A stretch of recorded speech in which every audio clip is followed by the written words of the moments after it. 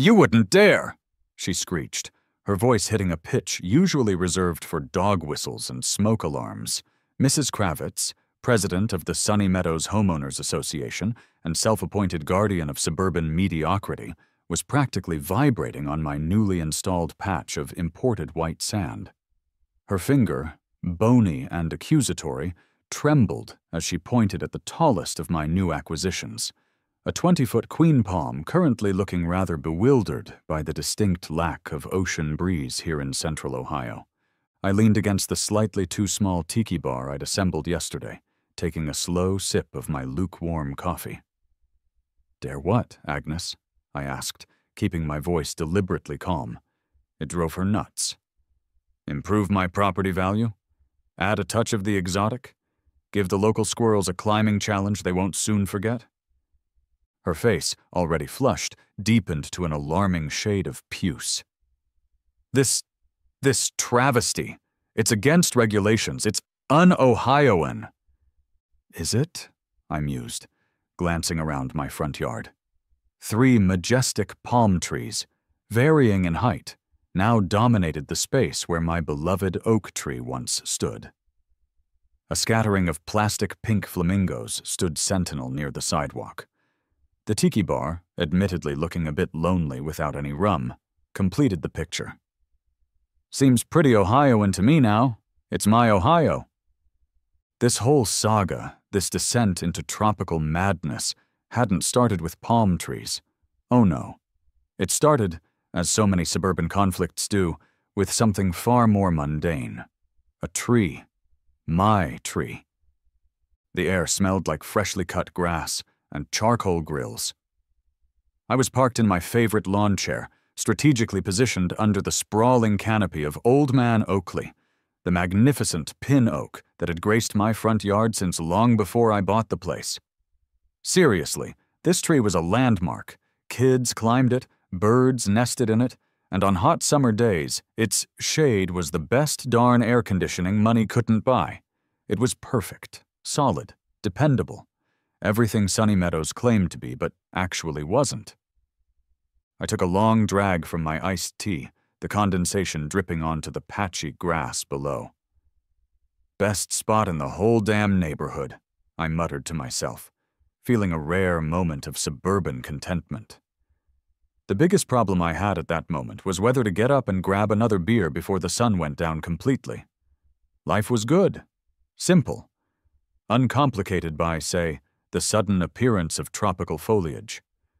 That blissful ignorance lasted exactly 12 more hours. The next morning, wedged conspicuously under my doormat, was the letter. You know the type.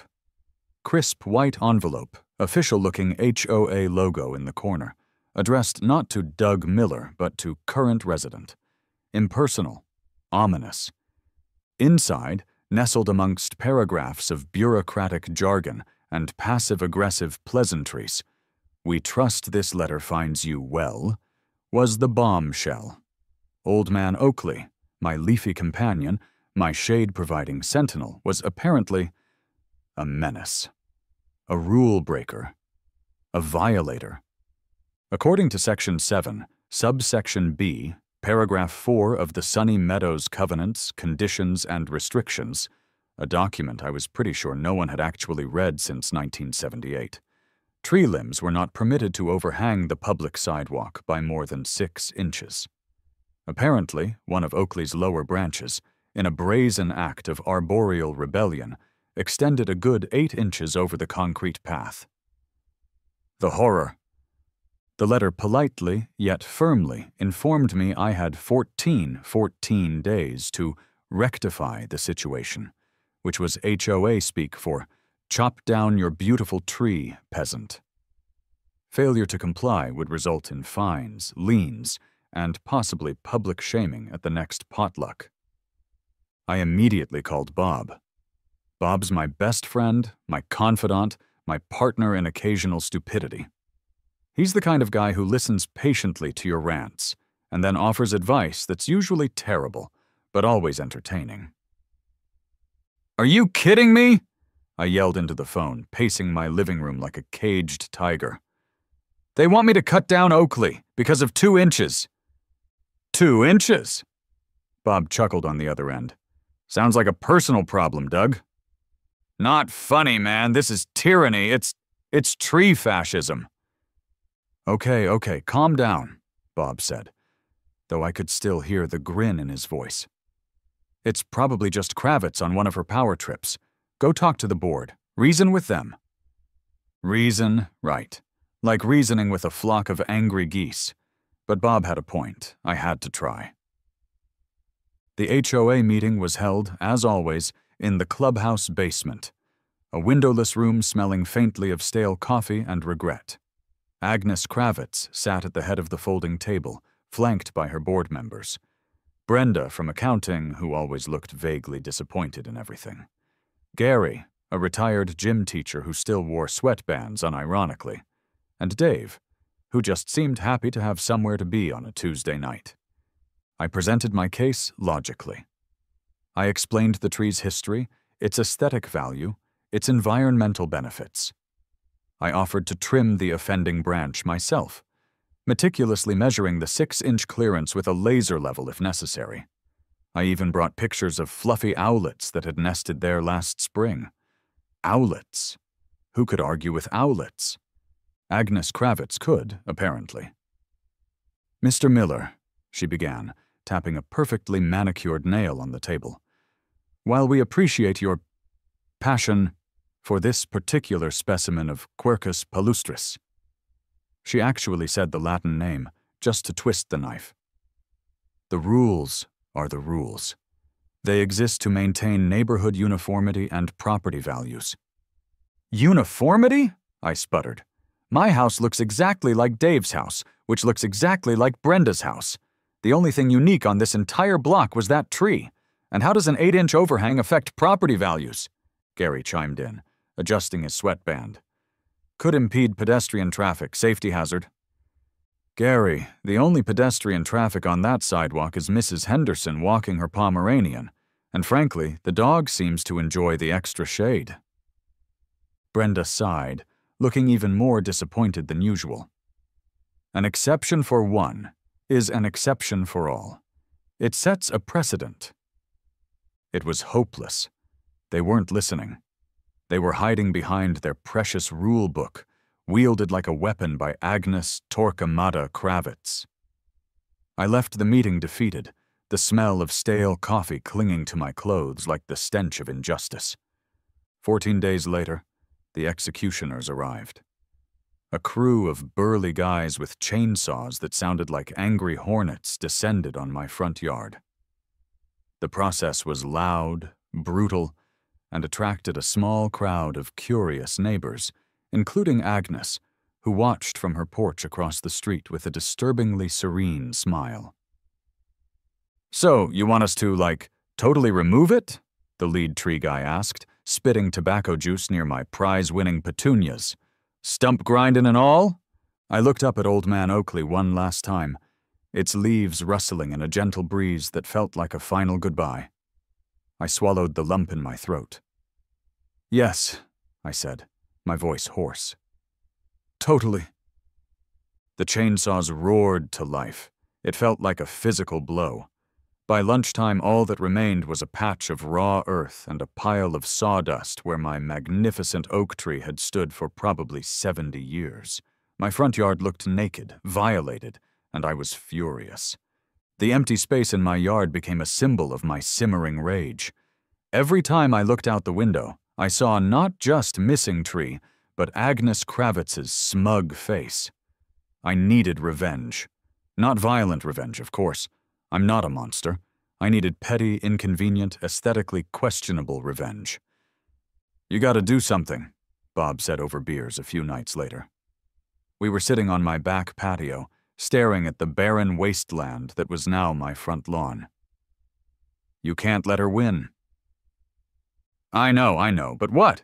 Replace the oak with a slightly larger oak? Bob snorted. Nah, man, too subtle. You gotta go big. Something that screams, I acknowledge your rules, but I will mock them mercilessly. He paused, tapping his chin. You know what you should do? Plant something really obnoxious, like a giant inflatable Santa, year-round. Inflatable Santa. I considered it. The image of a perpetually deflating Saint Nick presiding over my lawn in July was tempting. I like where your head's at, Bob, but I'm thinking more permanent, something alive, something unnatural. And then it hit me, like a rogue coconut falling from the sky, palm trees, glorious, ridiculous, utterly out-of-place palm trees. The absolute antithesis of Sunny Meadows' beige and taupe conformity. They required specific soil, warm weather, and probably little paper umbrellas in their fronds, none of which Ohio offered. They were perfect. Palm trees? Bob raised an eyebrow. In Ohio? Doug, they'll die the first time it freezes. Details, details. I waved a dismissive hand. Think of Kravitz's face, Bob. Imagine her looking out her window every morning and seeing a tropical paradise where my symbol of suburban defiance used to be. It's poetic justice. It's landscaping warfare. Bob grinned slowly. I like it. It's completely insane, but I like it. Finding someone willing to plant palm trees in central Ohio wasn't easy. Most landscapers I called either laughed outright or politely suggested I seek therapy. Then I found Maria. Her company website, Exotic Edens, featured pictures of elaborate rock gardens, Japanese maples, and one slightly blurry photo of what might have been a cactus in a snowdrift. Her tagline was, "If you can dream it, we can probably plant it. No guarantees." She sounded perfect. Maria turned out to be a short, wiry woman with perpetually skeptical eyes and dirt permanently lodged under her fingernails. She arrived in a beat-up pickup truck that looked like it had personally hauled Noah's Ark. She surveyed my yard, then looked at me. "So," she said, her voice dry as sandpaper. "Palm trees." It wasn't a question. "That's right," I confirmed enthusiastically. 3 of them, big ones. Think Miami Beach, but, you know, here. Maria chewed on a piece of gum, her expression unreadable. "You know these things ain't exactly native, right? Gonna need special soil, fertilizer, probably heat lamps in the winter. Might need to wrap 'em in burlap like fragile little snowbirds. Whatever it takes, Maria. Money is no object." Okay, it was some object, but I was committed now. "Consider it a challenge, a horticultural experiment." She shrugged. "Your funeral, or theirs, more likely. All right, let's talk species. You want queen palms? Pindos? Maybe a windmill palm? Those are a little hardier." "Surprise me," I said grandly. "Just make them flamboyant." A week later, a flatbed truck pulled up, carrying 3 surprisingly large palm trees, their roots bundled in burlap like hostages. The planting process was another neighborhood spectacle. Maria and her surprisingly efficient crew dug enormous holes, amended the soil with truckloads of sand and peat moss, and carefully maneuvered the palms into place using a small crane. Neighbors gathered, whispering and pointing. Agnes Kravitz watched from her window, curtains twitching. By sunset, they were in, 3 defiant silhouettes against the Midwestern sky. They looked utterly ridiculous. I loved them. "They're majestic, aren't they?" I said to my neighbor Dave, who had wandered over, looking bewildered. "They're tall, Doug," he offered weakly. The first official HOA notice arrived within 48 hours. Apparently, my new, non-native horticultural installations were a visual blight and potentially disruptive to the established aesthetic character of Sunny Meadows. Furthermore, there were concerns they might attract non-indigenous insect species. "Non-indigenous insects?" I scoffed to Bob. "What's she afraid of? coconuts developing wings and migrating? You've poked the bear, my friend, Bob said, admiring my handiwork. Now you gotta commit. Commit I did. If Agnes wanted war, I'd give her total tropical warfare. The palm trees were just the beginning. The next weekend, Bob and I unloaded 50 bags of playground sand, spreading it carefully around the base of the palms to create a miniature beach. Then came the flamingos, a dozen bright pink plastic sentinels strategically placed for maximum visibility from Agnes's house. The pièce de résistance was the tiki bar, assembled from a kit I found online. It was flimsy, slightly crooked, and smelled faintly of particle board, but it tied the whole absurd scene together. The final touch? A weatherproof Bluetooth speaker, tucked discreetly behind the largest palm, connected to my phone playing a continuous loop of Jimmy Buffett's greatest hits. Margaritaville, wafting through a quiet Ohio suburb at 7 a.m.? Chef's kiss. The first police car rolled up that Saturday afternoon. Officer Miller, a man whose weary expression suggested he'd seen far too much suburban drama, approached me cautiously. "Sir," he began, adjusting his belt, "we've had a complaint." "A complaint, officer?" I asked innocently, leaning against my tiki bar. "About what? My impeccable taste in landscaping?" Officer Miller sighed, pinching the bridge of his nose. "The music, sir, and the flamingos. Apparently they're causing visual distress." "Visual distress? Officer, those are symbols of joy, of carefree living. Are we outlawing happiness now in Sunny Meadows?" He gave me a long, hard stare. "Just keep the music down after 10 p.m., okay? And maybe rethink the sheer number of flamingos?" "I'll take it under advisement, officer," I said solemnly. He didn't look convinced. As he walked back to his cruiser, I could have sworn I saw the corner of his mouth twitch. The war was escalating, and even the law was finding it vaguely amusing. Agnes Kravitz did not take kindly to my burgeoning tropical paradise, nor the gentle strains of Cheeseburger in Paradise, disrupting her morning coffee. Her counteroffensive began subtly, then escalated with the kind of focused intensity usually reserved for military campaigns.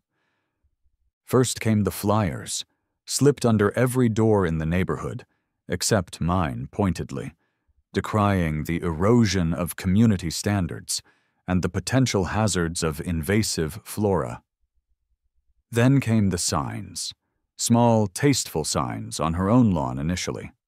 "Keep Sunny Meadows beautiful." Then larger, less tasteful signs, "Say no to palm trees." And my personal favorite, "Is this Florida? I didn't think so." She tried organizing neighborhood protests. The first one consisted of her, Brenda from accounting, looking extra disappointed, and Gary the gym teacher, sweatbands firmly in place, holding handwritten signs on my sidewalk for about 15 minutes before Gary complained his knees were hurting. Attendance dwindled from there. Her pièce de résistance was attempting to get the city council involved. She claimed my palm trees violated some obscure zoning ordinance about non-coniferous plantings exceeding 15 feet. This necessitated a trip downtown, where I had to explain to 3 bewildered council members why my queen palms were essential to my emotional well-being post-Oakley. Thankfully, the ordinance turned out to apply only to commercial properties. Strike one for Kravitz. But I knew she wouldn't give up. I had to bolster my defenses. If she was going to fight dirty, so would I, but with more style. And coconuts. My first upgrade was security. I ordered 3 motion-activated cameras online, disguised as remarkably realistic coconuts. I mounted them strategically on my new palm trees, covering all approaches to my property. The first night, I caught footage of Gary attempting a covert nighttime flamingo napping mission, only to be foiled by a poorly timed sprinkler activation. Gold. Next, inspired by Bob, came the moat. Well, sort of. Digging a real moat seemed like a lot of work, and probably actually illegal. So I opted for the next best thing. I bought a dozen inflatable alligators and arranged them menacingly in the shallow drainage ditch that ran along the front of my property. It wasn't exactly intimidating, but it added to the overall chaotic aesthetic. "You know," Bob mused one afternoon, surveying my increasingly bizarre front yard, "a fog machine would really complete the ambiance, create that mysterious tropical morning mist effect." "You're a genius, Bob," I declared, already pulling out my phone to search online retailers. "Maybe some jungle sound effects too? Monkeys screeching? Distant tribal drums?" Bob shuddered. "Let's not go too crazy, Doug. Remember the noise complaint." My most audacious move came when Agnes escalated her invasive species argument, claiming my palms were attracting dangerous disease-carrying insects from South America. To counter this, I hired Barry. I found Barry through a Craigslist ad seeking a tropical bird expert, acting experience a plus. Barry arrived wearing a flamboyant Hawaiian shirt, flip-flops, despite the 50-degree weather, and a pair of binoculars he clearly didn't know how to use.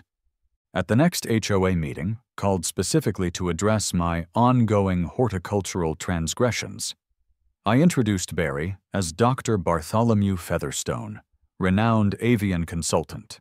Barry, armed with a clipboard and a script Bob and I had hastily written, proceeded to deliver a rambling, jargon-filled presentation about how my specific species of palm trees actually repelled invasive insects and provided crucial habitat for the endangered Ohioan blue-throated warbler, a bird that, as far as I knew, didn't exist.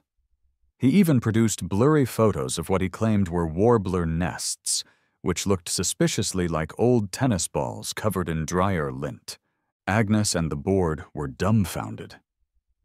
Brenda looked confused. Gary seemed intrigued by the non-existent warbler. Barry concluded his presentation by accidentally setting off a pocket-sized bird collar that sounded suspiciously like a squeaky dog toy. It was magnificent chaos.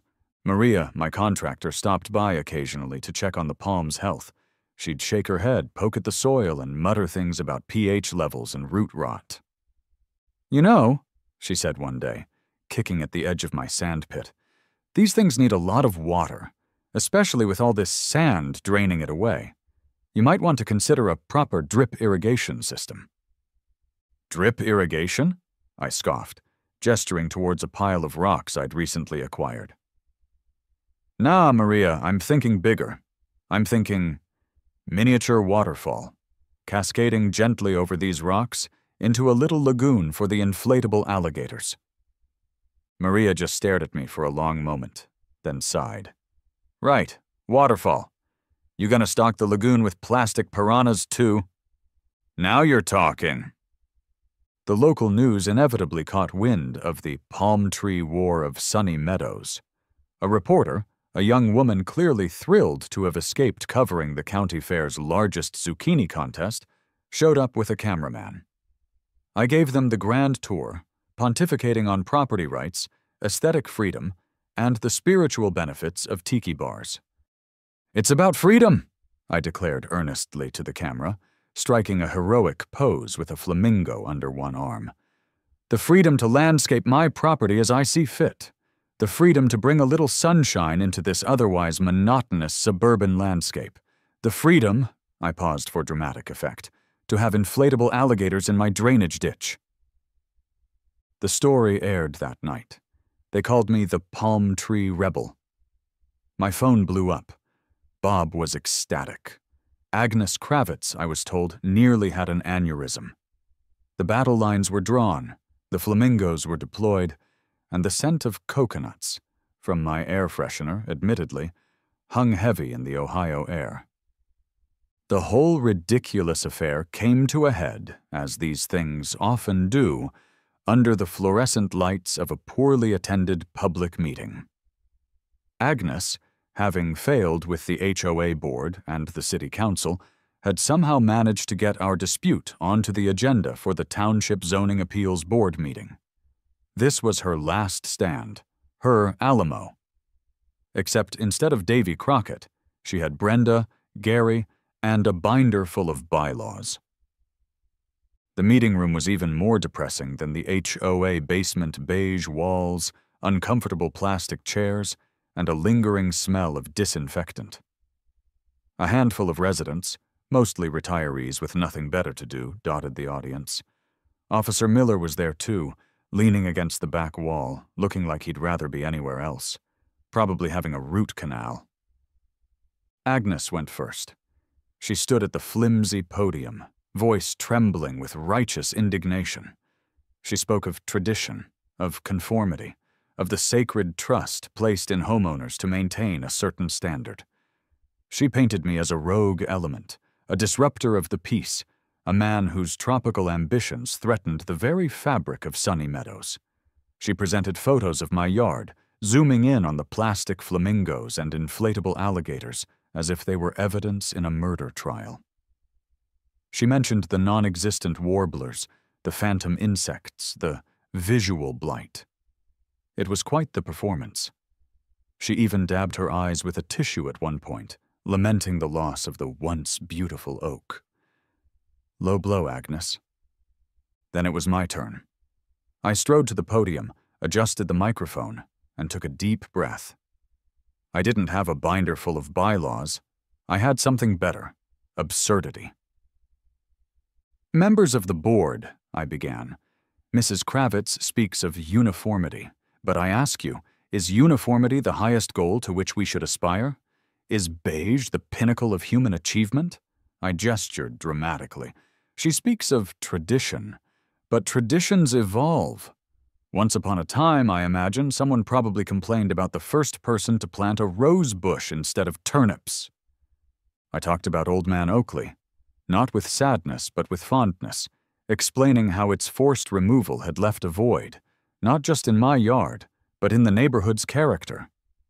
My palm trees, I argued, were not an insult, but a tribute, a flamboyant, slightly unhinged tribute, perhaps, but a tribute nonetheless.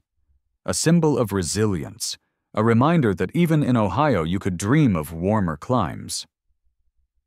And as for the flamingos, I said, leaning into the microphone, they are not a blight. They are pink beacons of hope. The alligators, guardians against negativity. The tiki bar, a future hub for neighborhood camaraderie, once I get a liquor license. The board members looked stunned. The audience tittered. Agnes was fuming. The turning point came unexpectedly. As I was wrapping up, waxing poetic about the unifying power of tiny paper umbrellas, Gary the gym teacher suddenly raised his hand. "Question," he boomed, adjusting his sweatband. "These, warblers you mentioned, the blue ones, are they migratory?" Before I could invent an answer, Officer Miller spoke up from the back of the room. He didn't shout, but his voice cut through the silence. "With all due respect to everyone," he said, stepping forward slightly, his weary expression unchanged. "I've been called out to Mr. Miller's residence half a dozen times in the past month, for noise complaints that turned out to be Jimmy Buffett at a reasonable volume, for visual distress caused by plastic birds, for concerns about inflatable reptiles posing a tripping hazard." He paused, looking directly at the board. "Frankly, the biggest disturbance to the peace in Sunny Meadows lately hasn't been the palm trees. It's been the complaining about the palm trees." He shook his head. "Maybe we've all got bigger things to worry about." Silence. You could hear a flamingo feather drop. Agnes looked like she'd been slapped. The board chairman cleared his throat. "Well, thank you, Officer Miller. We will now deliberate." They deliberated for maybe 5 minutes. The verdict? "In light of the unique circumstances and the lack of any specific ordinance prohibiting the cultivation of Aracaceae for personal enjoyment, the board finds no grounds for intervention at this time. Case dismissed." I won, By the skin of my teeth and the intervention of a world-weary cop, I had won the Palm Tree War. Victory tasted sweet. Almost as sweet as the piña coladas Bob and I mixed at the tiki bar that weekend to celebrate. Still no liquor license, but we made do. My tropical paradise, once a symbol of defiance, was now officially sanctioned weirdness. The coconut cameras stayed up, the alligators remained in their ditch, and the flamingos stood proud. Agnes Kravitz retreated into her house, defeated but undoubtedly plotting her next move. Maybe she'd try to get my mailbox declared historically inaccurate. I wouldn't put it past her. The war might be over, but the Cold War of suburban pettiness would likely endure. Maria came by to deliver a bag of specialized palm fertilizer. "Heard you won," she said, a rare hint of a smile playing on her lips. "Guess the waterfall is next." "Thinking bigger, Maria," I grinned. "Maybe a small, inactive volcano?" She just shook her head and drove away, probably already calculating the cost of lava-resistant landscaping fabric. Life settled into a new, slightly more tropical normal. Neighbors started warming up to the palms. A few even asked where I got the flamingos. My yard became a local landmark, the house where the Palm Tree Rebel lived. Kids pointed.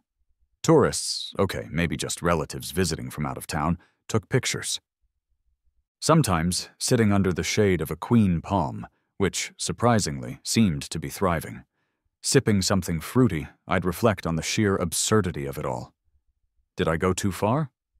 Probably. Was it worth it? Absolutely. It wasn't just about a tree anymore. It was about not letting petty tyrants and nonsensical rules dictate how you live your life, or landscape your yard. It was about the principle of the thing, even if the principle involved inflatable reptiles. A couple of years later, the neighborhood threw its annual block party. This year's theme, suggested ironically by someone but embraced wholeheartedly by most, was Tropical Luau. There I was, king of my tiki bar, dispensing non-alcoholic cocktails, wearing a lei. And who should show up looking slightly uncomfortable but holding a Jell-O mold? But Agnes Kravitz. We locked eyes across the cul-de-sac. I raised my plastic pineapple cup in a silent toast. She gave a curt, almost imperceptible nod before being distracted by Gary, who was trying to organize a limbo contest. Maybe, just maybe, a truce was possible. Later that evening, as the party wound down, I saw a familiar figure approaching my yard. It was Officer Miller, now retired, walking with his young granddaughter. "Grandpa," the little girl asked, pointing, "is that the house with the jungle?" Miller chuckled, ruffling her hair. "That's the one, sweetheart. That's where the Palm Tree Rebel lives." He caught my eye and gave me a wink. I leaned back in my chair, the strains of a volcano playing softly from the speaker. I looked at my ridiculous, beautiful, hard-won tropical paradise smack dab in the middle of Ohio. Yeah, I thought, taking a sip of my drink. Maybe I should look into that volcano.